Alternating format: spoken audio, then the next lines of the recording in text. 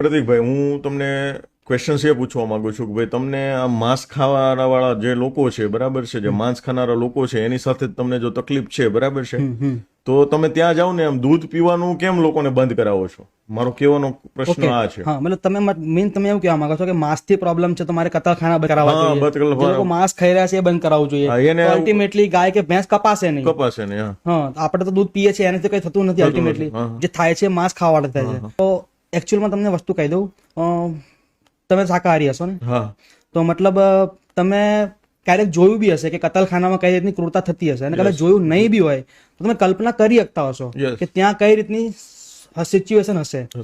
અને આપણા બધા શાકાહારીને ખબર છે કે મગજમાં એટલીસ્ટ પિક્ચર તો છે કે કતલખાનામાં શું થઈ રહ્યું હશે. કદાચ કોઈ જોયું નહીં હોય તો બી મગજમાં પિક્ચર તો હશે, કલ્પના તો કરી જશે કે ત્યાં આગળ શું થઈ રહ્યું છે. ત્યાંની ક્રૂરતા આપણને ખબર છે. પણ ડેરી ઉદ્યોગમાં જે ક્રૂરતા થાય છે ને એ આપણે ક્યારેય જોઈ બી નથી, કદાચ ક્યારેક સમજવાનો ટ્રાય પણ નહીં કર્યો.